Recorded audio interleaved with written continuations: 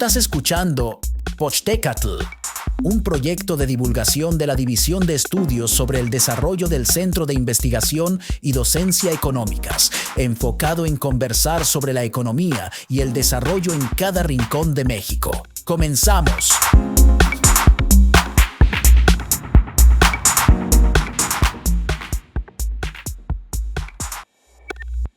¿Qué tal? ¿Cómo están? Nuevamente estamos en un capítulo de Pochtecatl, un mecanismo de difusión, de divulgación del CIDE.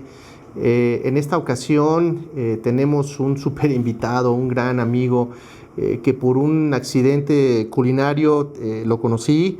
Me hizo una gran invitación a comer pues carne brasileña en un lugar de la Ciudad de México, y ahí nació una muy buena y muy bonita amistad. Hemos intercambiado muchas ideas y una de ellas pues detonó la plática de este programa. En nombre del doctor José Romero, director del CIDE, todos mis compañeros, profesores, gente de comunicación, les damos la bienvenida. Como lo comenté hace un momento, estamos con Gustavo Moura de Oliveira, un brasileño atípico a veces, pero también a veces es típico, doctor, maestro en ciencias sociales, un activista social. Difícil encontrarse a un académico que tenga trabajo social, especialista en temas del buen vivir. Estuvo en la Facultad de Ciencias Políticas y Sociales haciendo su programa de postdoctorado, investigador nacional nivel 1, miembro de la División sobre Estudios del Desarrollo. Pues, ¿qué les puedo decir? Un gran académico, joven, talento brasileño que hoy en día pues ya estamos intentando que se quede en México. Gustavo, muchas gracias por estar con nosotros. Te damos la bienvenida a Pochtecatl. Muy buenos días, tardes, noches, Adolfo. Pues muchas gracias por la invitación. De hecho, para mí es un honor estar acá, compartir este espacio de difusión del saber, del conocimiento. Y nada, pues espero que podamos tener una conversación que sea fructífera a nuestra audiencia. Gracias, Gustavo. Pues mira, sin mayor preámbulo, me gustaría hablar contigo de un tema súper interesante. A mí me gusta mucho este tema porque cuando hablamos de modelos de desarrollo, a veces pensamos solamente en algunos. Se ha desgastado mucho la palabra neoliberalismo, liberalismo, pero también hay otros modelos que de alguna manera se enseñan poco o los conocemos de manera limitada en América Latina. La CEPAL, la Comisión Económica de América Latina, desde sus inicios fomentó las ideas de una política diferente de desarrollo desde las bases latinoamericanas, desde la perspectiva. Hay este libro famoso del desarrollo inconcluso de América Latina, entre otros. Pero los autores brasileños que han tenido un despegue en estas teorías alternativas son brasileños. Son dos brasileños de los que vamos a hablar más adelante. Y para ello me gustaría que nos hablaras un poco de la teoría de la dependencia. ¿Qué es la teoría de la dependencia y tú como brasileño, cómo la percibes, Gustavo? Claro que sí, Adolfo. Yo pues he organizado un poco las ideas para compartirles en el día de hoy, y siento que para hablar de la teoría de la dependencia hay que contar una historia un poquito anterior, ¿no? Darnos cuenta de lo que pasa en la década de 1930 en América Latina, sobre todo en países como Brasil, México y Argentina, que después quedaría conocido como sustitución de importaciones, ¿no es así? La verdad, yo considero que ahí lo que tuvimos fue un primer ensayo desarrollista, ¿no? En este entonces, por cuenta de la gran crisis de 29, los países latinoamericanos, en este entonces agroexportadores de primera, pues ya no encontraban mercado para seguir, ¿no? Vendiendo sus productos primarios, sobre todo, ¿no? Granos y productos vinculados al mundo agrario. Por su parte, una vez que no vendían, no exportaban, pues ya no tenían recursos para importar los productos manufacturados. Eso produjo un proceso más o menos inesperado y no muy bien planeado de industrialización de estos países, ¿no? Sobre todo Brasil, Argentina y México. Entonces, si pensamos en este contexto de una, digamos, pseudo-industrialización o una industrialización forzada, pues siento que ahí sí había un primer momento de desarrollo, digamos, de la región. Ahora bien, el tiempo pasó y en 1949, precisamente, un expresidente estadounidense, Truman, que se apellidaba Truman, dio un discurso que quedó muy conocido, donde se habló por primera vez sobre desarrollo y subdesarrollo, ¿no? Según este expresidente de Estados Unidos, los países ricos, en ese entonces considerados los países ricos, desarrollados, pues deberían extender la mano, ¿no?, a los países pobres, tercermundistas, ¿no? Y este extender la mano, pues vendría con una especie de recetario, ¿no?, de receta de cómo hacerlo. De ahí, incluso, desde la CEPAL que comentabas, Adolfo, se empieza a impulsar, primero reflexionar, sistematizar las ideas de lo que después quedaría conocido como desarrollismo clásico. El desarrollismo clásico, pues funcionaba bajo tres supuestos básicos, ¿no? En primer lugar, un proyecto nacional explícito, bien diseñado y que tuviese la condición de comunicar con la población, con la ciudadanía. En segundo lugar, una intervención estatal fuerte en la economía. O sea, el Estado como player, ¿no?, como jugador de destaque. Y en tercer lugar, de manera más o menos lógica o cronológica incluso, un plan de industrialización bien definido, ¿no?, con etapas, con infraestructura, con sectores de la economía donde se debería invertir más o menos. Todo eso es preámbulo para llegar hasta la teoría de la dependencia. Porque años más tarde, entonces, Truman da este discurso en 1949, los cepalinos, y aquí podríamos citar para que nuestra audiencia, si tiene interés, pueda buscar, pues cuando hablamos de la primera CEPAL, estamos hablando de Raúl Prebisch, estamos hablando de Osvaldo Zunkel, estamos hablando de Aníbal Pinto, de Celso Furtado, el brasileño, de Fernando Henrique Cardoso, el brasileño, que después sería presidente. Ya en la década de 50 y entrando a la década de 60, pues empieza a sistematizar estas ideas. Pero al final de la década de 60 y sobre todo en la década de los 70, pues aparece con más fuerza lo que sería la teoría de la dependencia. Para seguir con el diálogo, pues lo que más me interesa aquí con relación a la teoría de la dependencia es que sus distintas corrientes, digamos así, y ahorita podemos hablar de cada una de ellas, concordaban en algo. La cuestión del subdesarrollo no era una cuestión temporal, lineal, es decir, un país subdesarrollado no iba a dejar de serlo simplemente con el transcurso del tiempo, sino más bien era una cuestión estructural. O sea, la economía mundial estaba organizada de una manera que los países subdesarrollados seguirían siendo subdesarrollados y los países ricos, desarrollados, seguirían siendo desarrollados. Ese para mí es el principal argumento de la teoría de la dependencia. Hay otros, la cuestión tecnológica que podemos aterrizar más, pero para esta primera ronda dejaría por aquí, Adolfo. Centro-periferia, a eso te refieres, en donde se explica el tremendo subdesarrollo por una condición estructural de las bases económicas, los términos de intercambio y la diferencia asimétrica entre una economía desarrollada y una economía primaria, como ya lo comentaste. Este libro que cité hace un rato, que salió en los 70s y que fue muy bueno en los 80s, sobre la industrialización trunca en América Latina, me lleva a la siguiente pregunta, Gustavo. ¿Cómo explicar la teoría del desarrollo para América Latina? ¿O cómo explicar la teoría estructuralista desde la perspectiva de los países latinoamericanos? ¿Cómo lo podemos explicar? Si te preguntara un niño, Gustavo, necesito que me digas qué es el ABC de la teoría estructuralista y por qué esta explica el subdesarrollo. Claro.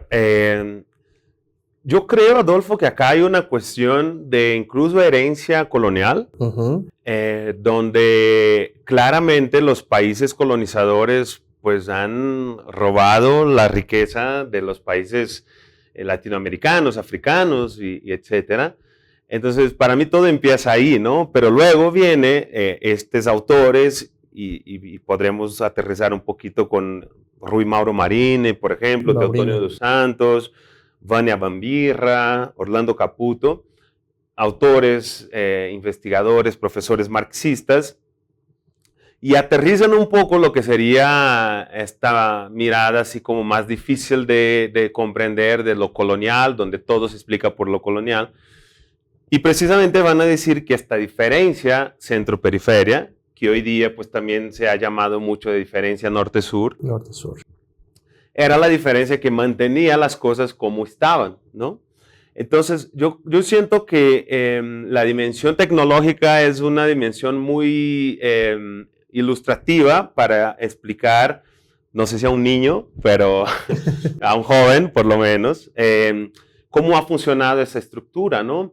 Entonces, yo señalaría dos dinámicas. Una dinámica extractivista vinculada a lo que acabo de llamar de robo, de oro, plata, y luego de minerales de todo tipo, hoy día muy vinculados a la cuestión energética, ¿no? No sé, podríamos hablar del litio, para dejar un ejemplo muy en boga sobre la mesa. Entonces, por un lado, la cuestión del extractivismo y por el otro lado, la cuestión de la propiedad intelectual de lo que es la tecnología, ¿no? Entonces, los países considerados ricos, desarrollados, hasta estaban y hasta la fecha muchas veces están dispuestos a traer su tecnología a los países de América Latina, para hablar de nosotros, pero sin abrir, o sea, sin compartir sus códigos, digamos así, tecnológicos. Entonces, una vez que siguen siendo los dueños de la tecnología y que los países de acá, México, Brasil, Argentina, Chile, lo que sea, no detiene esta fórmula tecnológica, se queda dependiente de la tecnología de los ricos, ¿no? De los desarrollados. Cuando eso pasa, empresas transnacionales que tienen como su lugar de origen en los países del norte, del centro, llegan a América Latina con un discurso de generación de empleo, de que va a mejorar la vida de la gente, pero finalmente toda la ganancia, es decir, todo el lucro que sacan de esta dinámica industrial, comercial, etcétera, pues envían a sus países de regreso, ¿no? Sí. Entonces no dejan mucho o dejan muy poco, muchas veces empleos precarizados, etcétera, en los países de acá. Entonces creo que la cuestión extractivista es clave, pero tal vez la cuestión que sea más clave es la cuestión tecnológica, ¿no? O sea, la ausencia de una tecnología nacional latinoamericana, digamos así en términos regionales, es lo que ha mantenido la estructura de las cosas como están. Oye, Gustavo, como brasileño, ¿qué aportaciones tuvo la escuela brasileña a la teoría estructuralista? Yo aquí voy por dos caminos otra vez. Quisiera hacer unos comentarios sobre el legado, digamos así, de Celso Furtado, en primer lugar, y luego comentar un poquito sobre los dos principales referentes de la teoría marxista de la dependencia, que pues para mí y creo que para muchos precisamente es Marini y Teotonio, ¿no? Con relación a Celso Furtado, más allá de su papel importantísimo que ha tenido en la CEPAL, ¿no? Y sus reflexiones sobre desarrollo, subdesarrollo, yo creo que su principal, aquí pues con un poquito de miedo de equivocarme, pero creo que su principal contribución ha sido poner sobre la mesa la cuestión cultural en los debates económicos, ¿no? Sabemos que la economía muchas veces es una materia apartada, ¿no? Es un campo de estudios que no está tan abierta a dialogar con los demás campos de estudios de las ciencias sociales. Y Celso Furtado llega y dice, no, mira, sí la cuestión tecnológica, sí la cuestión del extractivismo, sí para tantas otras cuestiones más vinculadas a lo económico, pero hay un factor cultural que opera tanto en las clases dominantes, los burgueses, los ricos, en fin, como queramos llamar, como en las clases de abajo, ¿no? O sea, que aquí podríamos hablar, por ejemplo, del sueño americano, ¿no? O sea, una vez que nosotros como latinoamericanos nos reconocemos con los estadounidenses, con los europeos, con su modo de vida, vamos a demandar productos, vamos a demandar servicios como ellos demandan, ¿no? Entonces aquí hay una cuestión subjetiva, a lo mejor intersubjetiva, donde pensar y ser, ¿no? En una mirada un poco más filosófica, como la ciudadanía del norte global, pues también nos iba empujando a su modo de vida y por su parte a consumir las cosas que los de allá consumían. Ahora, seré breve con Marina y con Teutonio porque quisiera sobre todo demarcar su diferencia dentro de la teoría de la dependencia con lo que fue la teoría de la dependencia cepalina, ¿no? Que yo diría que, bueno, la CEPAL ha tenido varias etapas, ¿no? Sí. Empieza, digamos, con una mirada más crítica y luego se va incorporando cada vez más a lo que es la ONU y las ideas, ¿no? de la ONU. Bueno, siempre ha sido mantenida en términos por la ONU, pero tener o coincidir en términos de ideas. Porque si es cierto que ambas corrientes, la cepalina y la marxista, concordaban con la cuestión del subdesarrollo, desarrollo como una condición estructural y no temporal, los cepalinos terminarían, yo creo que una síntesis relevante de cómo han terminado, entre comillas terminado, porque existen hasta hoy los cepalinos, es la idea de desarrollo dependiente asociado de Fernando Henrique Cardoso, ¿no? El brasileño. Y aquí, pues, nos guste o no, su mirada pues es una contribución también de un brasileño. Fernando Henrique planteaba que una forma de superar, si no superar el subdesarrollo por completo, pero por lo menos, digamos, disminuir sus impactos negativos, era atraer capital extranjero para el desarrollo interno del país. Por su parte, el legado de la teoría marxista de la dependencia de Teutonio, de Marine, de Vania, fue decir, no, o sea, la única forma posible de superar la condición de subdesarrollo es la revolución socialista, ¿no? En una época donde la revolución cubana tenía su auge, donde estábamos hablando también de lo que pasó en Vietnam, la Unión Soviética obviamente aún no operando. Entonces sí se apostaba mucho más que hoy día en la revolución socialista y para estos autores brasileños la alternativa era esa y no otra. Oye, muy interesante hablar un poco de este colonialismo interno y estas referencias hacia el norte global, como se le llama el día de hoy, y la reproducción de las élites. Muy interesante. Fíjate que un poco para ir bajando estas ideas a lo que tú haces, ¿cómo podríamos ligar la teoría cepaliana, estructuralista, a lo que tú has desarrollado de una manera muy, muy práctica, muy interesante, al buen vivir? ¿Cómo ese buen vivir lo podemos conectar con una condición humana de desarrollo y de la integridad de las sociedades en su conjunto? Claro que sí, Adolfo. Muchas gracias por la pregunta. En primer lugar, señalar que lo que hoy se conoce por buen vivir, ¿no?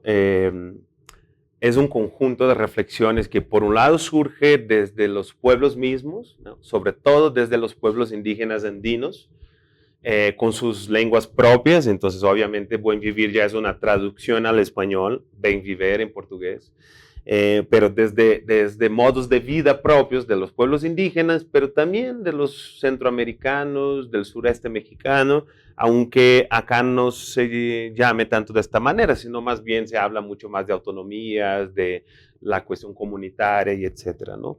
Pero importante decir que estas reflexiones hoy día se marcan dentro de lo que sería el conjunto de discusiones sobre el desarrollo, precisamente, ¿no? Entonces, tenemos las teorías del desarrollo, donde encontraremos varias miradas, donde están las teorías de la modernización, el desarrollismo en sí, y el buen vivir estaría dentro de lo que hoy se conoce como postdesarrollo, ¿no? Postdesarrollo o postdesarrollismo, ¿no? Pero para intentar aterrizar, entonces, lo importante aquí del diálogo de estas reflexiones con lo que han sido las discusiones sobre el desarrollo y especialmente las teorías de la dependencia, es que la crítica postdesarrollista a los dependentistas es que, está bien, la cuestión del subdesarrollo no se va a arreglar en el tiempo. Los postdesarrollistas concuerdan con eso, pero critican la teoría de la dependencia porque dicen, mira, ustedes no han sido capaces de superar la idea de progreso, ¿no? Tampoco han hablado suficientemente de los cuidados que tenemos que tener con el planeta. O sea, el planeta tiene recursos finitos. ¿Cómo vamos a operar bajo una teoría, mismo la teoría crítica de la dependencia, sin hablar que no podemos pensar en crecer infinitamente? O sea, el planeta no va a aguantar, hay un punto de no retorno. Esa es la forma de vincular lo que es el buen vivir con las demás teorías, ¿no? Del desarrollo, de la dependencia, etc. Ahora bien, en términos más estrictos, el buen vivir, desde mi perspectiva, se explica desde 3 puntos, ¿no? En primer lugar, una mirada anticolonial, que puede significar nada, ¿no? Para uno que escucha. Entonces, aterrizo.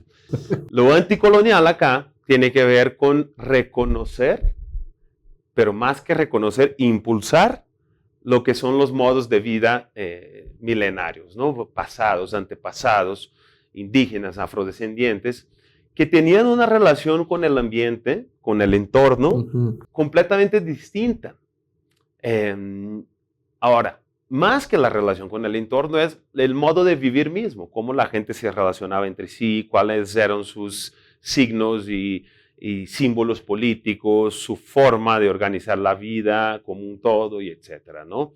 Ni entraré acá en la discusión sobre lo indígena en sí, porque bueno, ¿no? Que se trata, es una discusión cargada de muchos prejuicios, etcétera. Pero reconocer que era un modo de vida distinto. Punto 2, el buen vivir se realiza y también aparece como horizonte desde una idea anti-extractivista, ¿no? Es decir, la relación humanidad-naturaleza, humanidad-entorno, para el buen vivir no puede darse desde la idea de que la humanidad domina la naturaleza. Y ya hemos visto acá en México, no hace mucho, claro, entró el huracán otra vez, que ya me sale el portugués, entró el huracán otra vez, ¿no? O sea, no hay forma de dominar la naturaleza. Entonces, si no podemos dominarla, lo que deberíamos hacer según el buen vivir es integrarnos a ella, ¿no? Entonces, toda la cuestión de la minería, por ejemplo, debería de ser repensada. Toda la cuestión energética debería de ser repensada, ¿no? Los combustibles fósiles, o sea, debería de ser repensada. Y el buen vivir, pues, plantea un poco esta otra forma de relacionarnos con naturaleza. Y en tercer lugar, para terminar, la cuestión del trabajo en sí, ¿no, Adolfo? O sea, el trabajo y el buen vivir, dentro del conjunto de reflexiones del buen vivir, es un trabajo que se busca sano, es un trabajo que busca brincar la idea de la explotación de un hombre sobre otro hombre, la idea en que un jefe, un patrón, da las órdenes y los demás empleados simplemente pues, obedecen. Es superar la idea de que el lucro, las ganancias van para un único bolsillo, sino más bien eso se reparte entre todos.